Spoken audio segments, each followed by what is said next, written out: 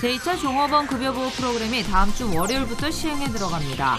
코로나 사태에 25% 이상의 매출 타격을 받은 중소기업들은 모두가 해당됩니다.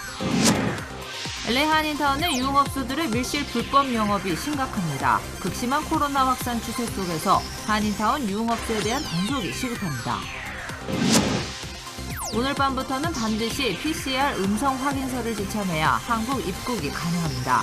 자가격리는 현행대로 2주 동안 계속해야 합니다.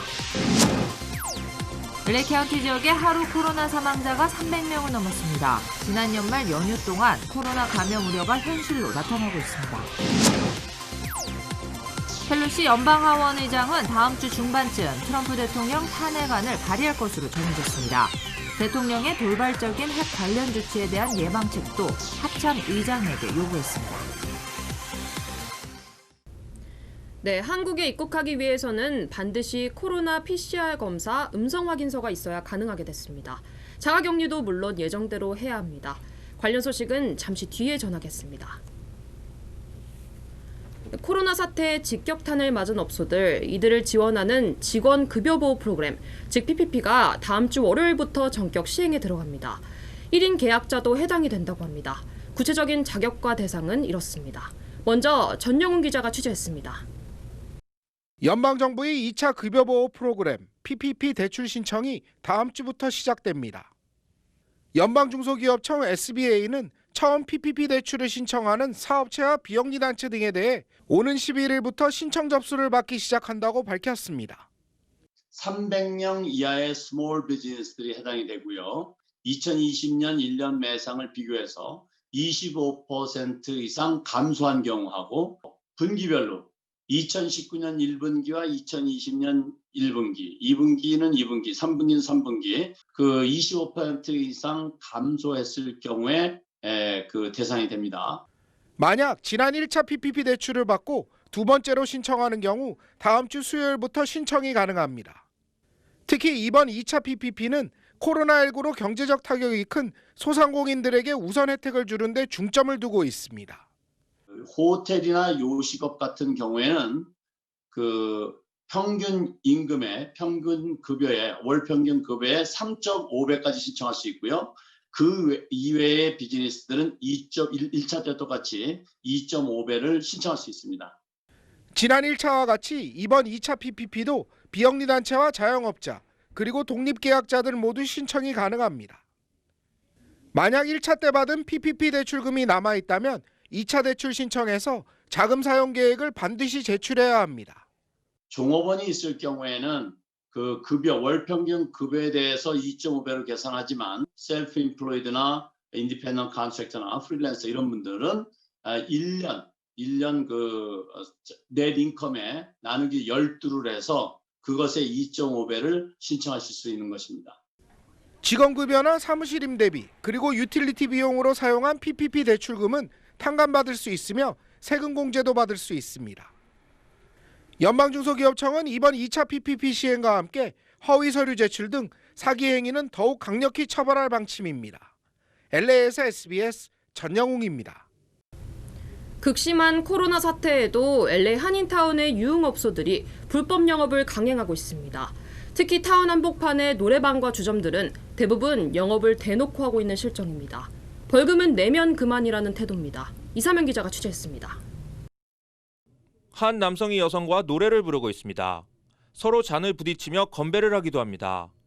코로나 속에 불법으로 영업을 강행하고 있는 한인타운의 한 노래방입니다. 지난 11월 LAPD는 LA 한인타운에서 불법으로 영업을 강행하는 유흥업소를 대상으로 대대적인 단속을 펼쳤습니다. 하지만 이 업소들은 여전히 영업을 강행하고 있는 것으로 나타났습니다. 아니 그 벌금 내는 거보다 장사하는 게 돈이 보니까 하겠지. 한 번 걸리면 얼마 돈 안 낸다며. 몇백 불 안 되는 것 같은데. 위험 부담을 안고 영업을 강행하는 노래방 업주들. 최소 $300의 술과 안주를 주문해야 입장이 가능합니다. 소용없어. 도우미들도 다 오고 부르면 다 오고. 무조건 한 병에 300불이야. 안주 포함해서. 노래방을 찾는 손님들은 20대에서 30대입니다. 노래방에서는 마스크와 사회적 거리 두기는 완전히 실종됐습니다. LA 한인타운 노래방이 코로나 핫스팟으로 부상하고 있습니다. LA에서 SBS 이삼현입니다. 네, 앞으로 한국에 들어가기 위해서는 반드시 코로나 PCR 음성 확인서를 지참해야 합니다. 현재 실시 중인 2주간의 자가격리는 그대로 유지됩니다. 한국에 입국하는 모든 외국인은 반드시 음성 확인서를 제출해야 합니다. 한국 도착 시간 기준 오늘 밤 0시부터 적용됩니다. 출발일 기준 72시간 이내에 발급된 것이어야 하며 반드시 유전자 증폭 검사인 PCR 검사를 해야 합니다. 단 PCR 검사가 힘든 만 5세 미만의 영유아는 확인서를 제출하지 않아도 됩니다. 배우자나 직계가족의 장례식에 참여하기 위해 또는 주요 기업인으로 확인되는 경우에도 음성 확인서 제출 대상에서 제외됩니다. LA 국제공항에서 출발하는 경우 공항에서 제공하는 PCR 검사를 이용하면 3시간 안에 결과를 받을 수 있습니다. 비용은 $150입니다. 외국인과 한국인 기준은 체류 신분에 관계없이 소지한 여권으로 구분됩니다. 한국 여권으로 입국하는 영주권자는 음성 확인서를 제출할 필요가 없는 겁니다. 음성 확인서를 제출하더라도 2주 의무 격리는 이전과 동일하게 적용됩니다.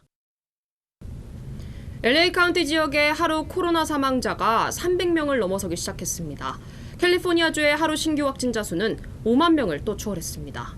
연휴 기간 동안의 감염 사태가 본격적으로 현실화되기 시작했습니다. 보도에 김민우 기자입니다. LA 카운티 내 코로나로 인한 하루 사망자 수가 사상 처음으로 300명을 넘어섰습니다. LA 카운티 보건국은 연휴 이후 급증하는 입원 환자로 인해 사망자 수가 크게 증가한 것이라고 설명했습니다.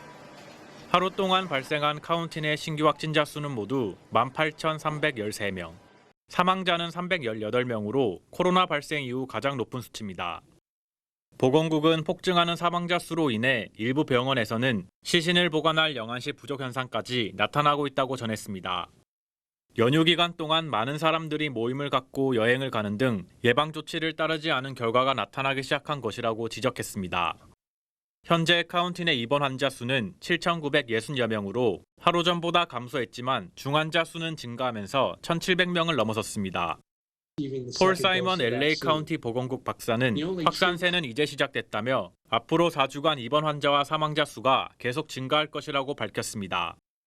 연휴 기간 감염자들이 속출하면서 캘리포니아주 전체 확진자 수도 일주일 만에 다시 5만 명을 넘어섰습니다. LA에서 SBS 김민우입니다.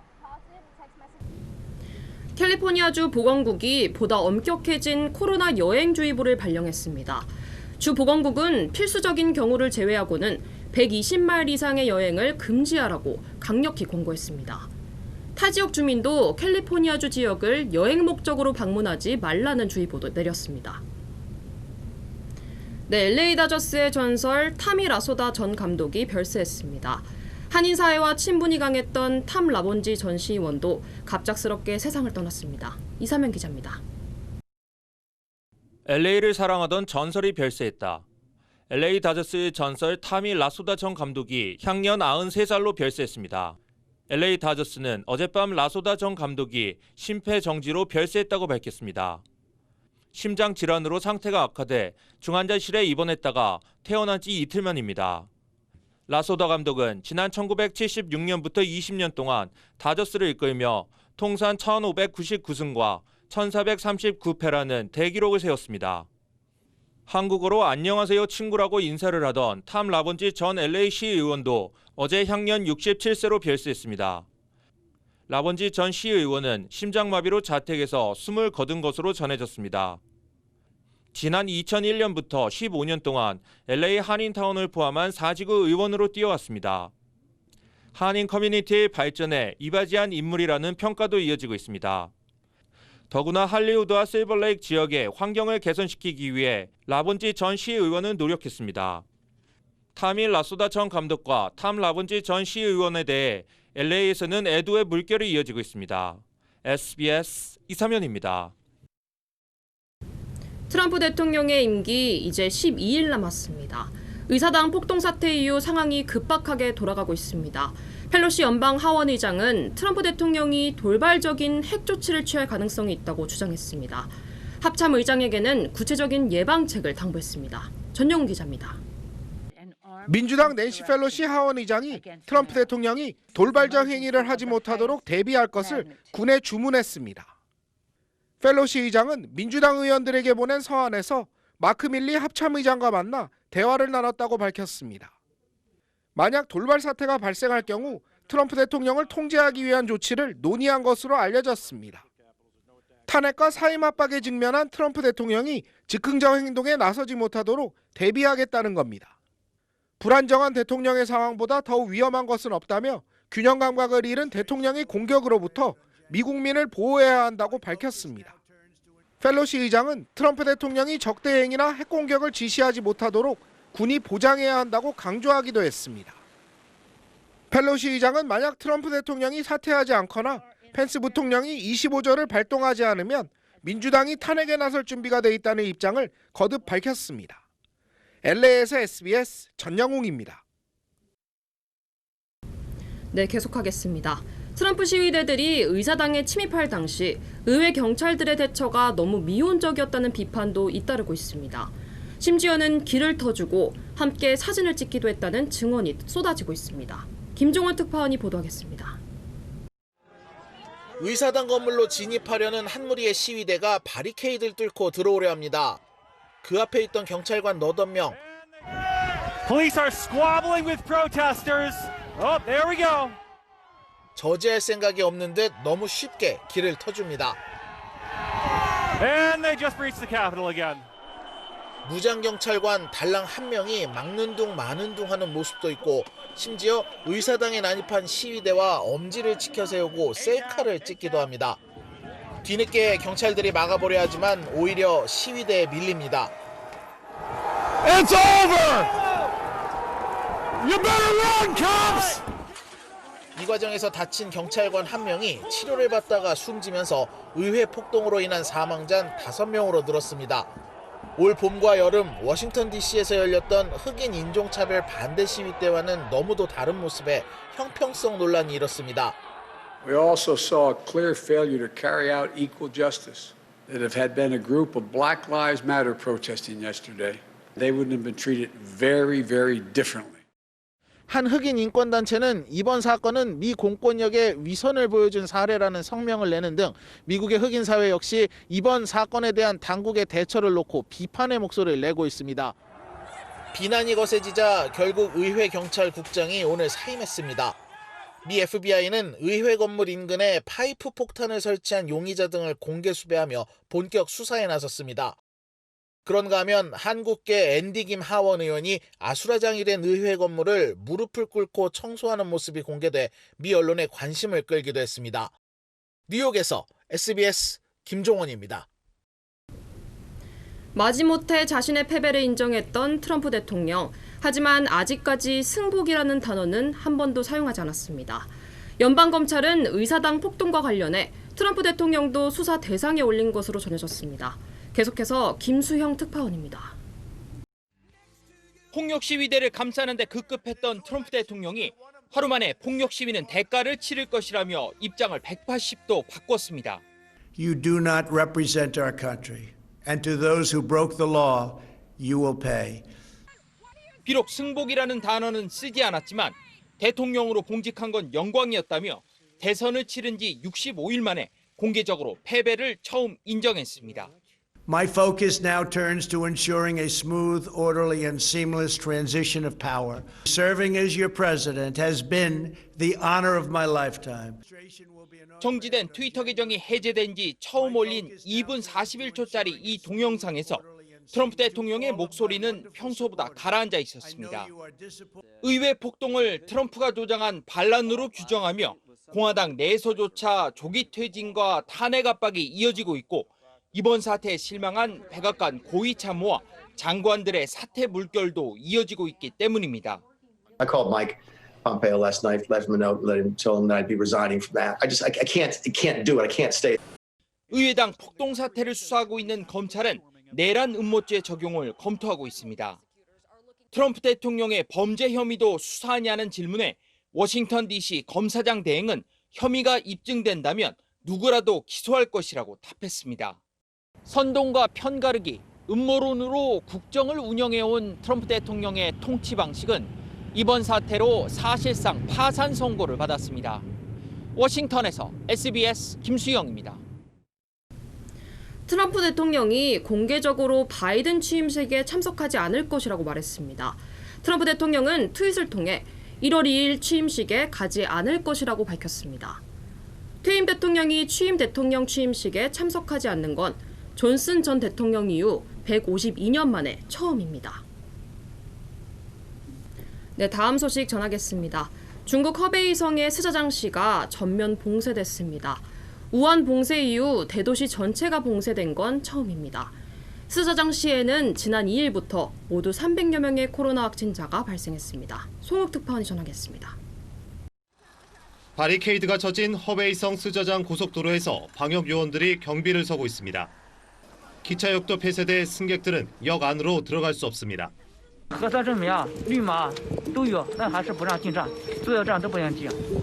코로나19의 급속 확산에 인구 1,100만 명의 스자장시가 전면 봉쇄된 겁니다. 지난 2일부터 허베이에선 모두 310명의 코로나19 감염자가 확인됐는데 대부분 스자장 시민입니다. 所有车辆及人员均不出示，高风险地区搞城区人员均不离开本区域。 인구 1,000만 이상의 거대 도시를 통째로 봉쇄한 것은 지난해 1월 23일 후베이성 우한시 이후 처음입니다. 우한 봉쇄 때처럼 스자장시에는 다른 지방에서 의료진들이 파견됐습니다. 오는 3월 중국 최대 연례 정치 행사인 양회를 앞두고 수도 베이징으로 코로나19가 확산하는 것을 막으려는 조치입니다. 이곳은 베이징시 경계에 있는 검문소입니다. 허베이성에서 오는 사람과 차량에 대한 검문이 강화됐는데요. 베이징시는 허베이성에서 출퇴근하는 사람에 대해 재직증명서와 핵상검사 음성증명서를 제시하도록 했습니다. 강화된 방역에 아침부터 검문소마다 큰 혼잡이 빚어졌습니다. 허베이와 인접한 베이징 퉁저구에서도 전시상태 방역 조치가 시행되면서 중국은 수도 베이징을 사수하기 위한 총력전에 나선 모양새입니다. 베이징에서 SBS 송욱입니다. 북한의 김정은 위원장이 남북 관계에 대해 구체적으로 언급했습니다. 남측에 일방적으로 선의를 보일 필요는 없다고 말했습니다. 미국의 실체는 변하지 않는다는 말도 했습니다. 정경윤 기자입니다. 위원장은 8차 당대회 동안 진행한 사업보고에서 남북관계가 판문점 선언 이전 시기로 되돌아갔다고 해도 과언이 아니라고 밝혔습니다. 남한에서 군사 적대 행위와 반복 소동이 계속되고 있어 남북관계 전망이 불투명하다면서 남한이 한미 군사훈련을 중단해야 한다는 경고를 외면하며 남북 합의에 역행하고 있다고 주장했습니다. 김 위원장은 남한 당국에 이전처럼 일방적으로 선의를 보여줄 필요가 없다면서 북한의 요구에 화답하는 만큼 상대해줘야 한다고 밝혔습니다. 다만 남한 당국의 태도 여하에 따라 가까운 시일 안에 남북 관계가 새 출발점으로 돌아갈 수도 있을 것이라며 여지는 남겼습니다. 바이든 정부 출범과 관련해 김 위원장은 미국에서 누가 집권하든 미국이라는 실체와 대북 정책의 본심은 변하지 않는다고 지적하면서 반제 연대를 계속 확대해 나갈 것이라고 밝혔습니다. 미국과는 앞으로도 강대강, 선대선의 원칙에서 상대할 것이라고 말했습니다. 김 위원장은 다탄두 개별 유도 기술을 완성하기 위한 연구 사업을 마감 단계에서 진행하고 있다면서 새로운 핵 잠수함 설계 연구가 끝나 최종 심사 단계에 있다고 밝혔습니다. 또 북한은 책임 있는 핵 보유국으로서 핵을 선제적으로 사용하지는 않겠다고 말했습니다. SBS 정경윤입니다. 네, 미국의 음반 시장에서 LP판의 비중이 점점 커지고 있습니다. 지난해에는 30년 만에 가장 많은 판매 기록을 세웠다고 합니다. 전국의 주요 한인사회 소식을 종합했습니다. LA 지역 교육부들의 2월 대면 수업에 큰 차질이 빚어질 것으로 예상됩니다. 지난 12월 말 개빈 뉴섬 캘리포니아 주지사가 2월부터 초등학교를 시작으로 대면 수업을 재개한다고 발표했지만 LA 통합교육부 등 일부 교육부들이 지난 12월 일주일 동안 3명 중 1명이 코로나 검사에서 양성으로 나타나는 등 코로나가 확산되고 있다며 재오픈에 반발하고 있습니다. 한인들의 신분을 도용해 차를 구입하고 자동차 딜러들로부터 수수료 등을 받아온 40대 한인 남성이 검찰에 기소됐습니다. 퀸즈 검찰은 전모 씨가 지난 2019년 7월부터 2020년 3월까지 다른 한인의 신분을 도용해 차량 11대를 구매했으며 딜러로부터 수수료 명목으로 6만 달러를 챙기기도 했다고 밝혔습니다. 워싱턴 지역의 일부 약국에서 주민들이 폐기 전 백신으로 접종받고 있는 것으로 알려졌습니다. 보건국은 모더나 백신이 개봉한 후 6시간이 지나면 남는 백신을 모두 폐기해야 하지만 이가 합당하지 않다고 판단해 세이프웨이와 자이언트 그로서리 스토어 약국에서 일반인들에게 접종을 허용한 것으로 전해졌습니다. 버밍햄에서 한인 남성이 숨진 채 발견돼 경찰이 조사에 나섰습니다. 제퍼슨 카운티 검시관 사무실은 50대의 황모 씨가 지난 2일 오전 8시경 림파크에서 숨진 채 발견됐다고 밝혔습니다. 경찰은 황 씨가 홈리스이며 LA 지역에 살고 있는 것으로 알려진 자녀들을 찾고 있다고 밝혔습니다. 산호세 인근에서 어제 새벽 규모 3.1의 지진이 발생했습니다. 연방지질조사국은 새벽 3시 45분쯤 산호세에서 북동쪽으로 9.1마일 떨어진 지역에서 규모 3.1의 지진이 발생했고 사우스베이 주민 300여 명이 흔들림을 보고했다고 밝혔습니다. 위안부 문제의 책임이 일본 정부에게 있다는 한국 법원의 판결이 처음으로 내려졌습니다. 일본 정부는 위안부 피해 할머니들에게 1억 원씩 지급하라고 선고했습니다. 안희재 기자입니다. 위안부 피해 할머니 12명이 일본 정부에 배상을 요구하며 법원을 찾은 지 8년.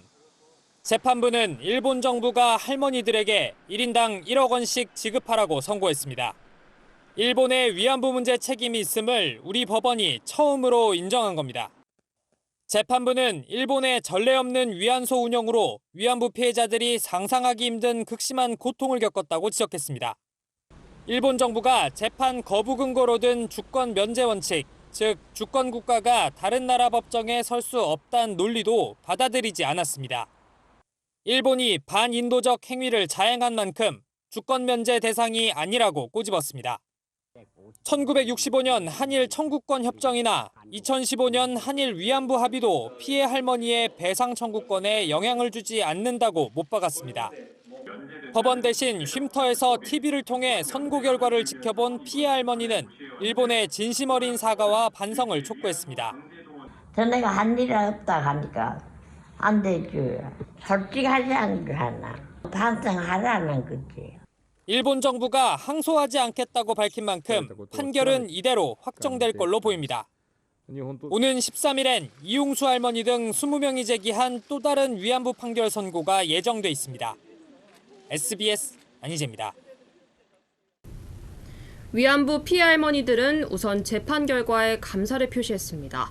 더 중요한 것은 일본의 인정과 사죄라는 점을 강조하기도 했습니다. 계속해서 손영한 기자입니다.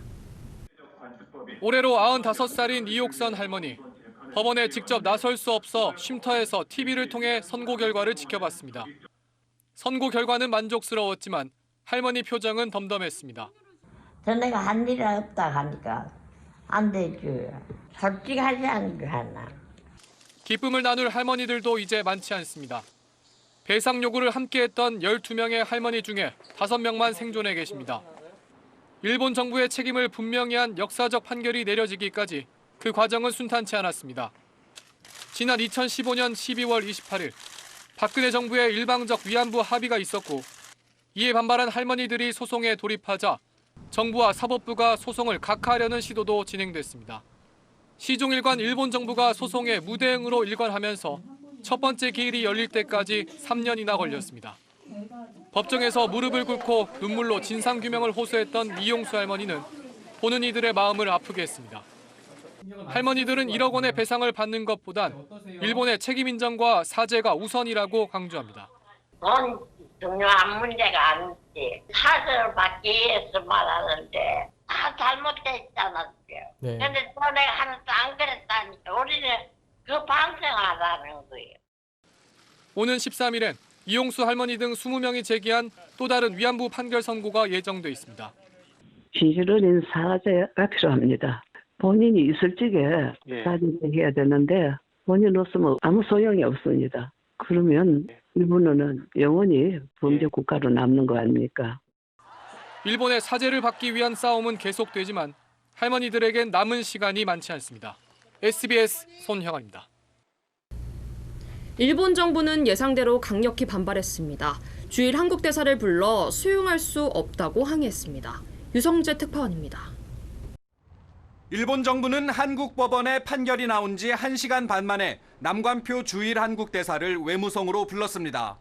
대사 조치는 한국이 일본의 군사정보 보호협정, 이른바 지소미아 종료 방침을 통보했던 지난 2019년 8월 이후 1년 4개월 만입니다. 일본 정부는 이 자리에서 위안부 문제는 2015년 한일 합의로 최종적, 불가역적으로 해결된 것이라며 판결을 절대 받아들일 수 없다고 항의했습니다. 이번 판결과 관련한 일본 정부의 입장을 들었습니다. 차분하고 절제된 양국 간의 대응이 필요하다는 점을 강조했습니다. 아울러 소송 초기부터 주장했던 주권 면제 원칙을 거듭 내세우며 강제동원 배상 판결에 이어 한국이 다시 국제법을 위반했다고 주장했습니다. 国際法上違反を是正するそうした措置を取ることを強く求めたいと思います。 이를 근거로 일본 정부는 항소도 하지 않겠다고 덧붙였습니다. 우리 외교부는 법원의 판단을 존중하며 피해자들의 명예와 존엄을 회복하기 위해 최대한 노력하겠다고 밝혔습니다. 일본 주장을 사실상 일축한 셈이어서 박지원 국정원장이 스가 총리를 만나 문 대통령의 관계 정상화 의지를 전달한 지난해 11월에 비해서는 양국 관계에 당분간 냉각기가 더할 것으로 예상됩니다. 다만 일본 측의 항의 수위가 기존의 주장을 되풀이한 정도였다는 점은 더 이상의 확전을 피하겠다는 의도로 읽힙니다. 도쿄에서 SBS 유성재입니다.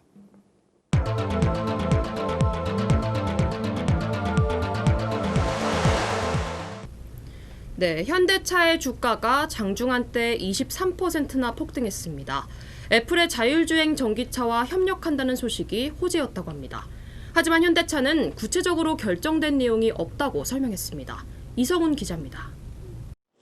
장 시작 전 전해진 현대차와 애플의 자율주행 전기차 협력 소식에 현대차 주가는 장중 한때 23% 넘게 올랐고 현대모비스는 상한가를 기록하는 등 그룹 계열사 주가가 모두 들썩였습니다. 현대차 측은 자율주행 전기차 공동개발 협력 요청을 받았다면서도 초기 단계여서 구체적으로 결정된 내용은 없다며 확대 해석을 경계했습니다. 하지만 시장에선 협력 가능성만으로도 기대감이 증폭됐습니다. 2014년부터 자율주행 전기차 개발에 착수한 애플이 최근 직접 배터리를 제작하는 방식으로 2025년 애플카를 출시할 거란 예상이 나왔는데 세계 5위 완성차 기반을 가진 데다 최근 친환경차에 대한 공격적 투자를 보여온 현대차가 매력적인 협력 대상으로 평가받는 겁니다. 파트너로서 선호할 만한 기능들을 많이 가지고 있죠. 첫 번째는 수직 계열화돼 있죠. 대량 생산이 일사불란하게 가능하고 보안도 유리합니다. 홍남기 부총리까지 나서 수소 전기차에 대한 지원 확대 정책을 밝혀 전기차 분야에 대한 기대감을 키웠습니다. 전기 수소차 구매 지원 예산을 1조 4천억 원으로 32% 확대하여 13만 6천 대까지 지원해 나가고 다만 실제 현대차와 애플의 전기차 협력이 이뤄지기까지 넘어야 할 산이 많은 만큼 너무 큰 기대는 시기상조라는 목소리도 나옵니다. SBS 이성훈입니다. 네, 미국의 주가도 연일 최고치를 경신하고 있습니다. 테슬라는 1년에 8배나 주가가 올랐습니다. 김영아 기자입니다. 지난해 1월 중국 상하이의 테슬라 공장을 찾은 일론 머스크가 직원들 앞에서 선보인 막춤입니다. 미국에 이어 중국까지 생산 라인을 넓히자 흥을 감추지 못한 겁니다. 당시만 해도 $100에 못 미쳤던 테슬라 주가는 이후 무섭게 치솟으며 1년 만에 8배 이상 폭등했습니다. 머스크의 순자산도 우리 돈 약 206조 원으로 3년 넘게 1위를 지켰던 제프 베이조스 아마존 CEO를 1조 6천억 원 차로 제치고 세계 최고 부자로 올라섰습니다. 지난해 초만 해도 50위권이었지만 7월에 워런 버핏을 제치고 7위로 올라섰고 11월엔 빌 게이츠를 제치고 2위로 뛰어올랐습니다. 머스크는 지난해 5월 유인 우주선 발사에 성공해 민간 우주 시대를 연 스페이스X의 창업자이기도 합니다. 머스크는 정작 자신의 재산에는 별 관심이 없고 우주 시대 개막을 위해 돈을 아끼지 않을 생각이라고 밝혀왔습니다. What inspires you? What do you love about the future? And if we're not out there, if the future does not include being out there among the stars. 테슬라의 지난해 생산량은 불과 50만 대로 실적에 비해 주가가 지나치게 고평가돼 있다는 지적도 있습니다. 하지만 글자 천재 머스크의 미래적 상상력과 과감한 추진력에 시장은 아직까지는 열광하고 있습니다. SBS 김혜화입니다.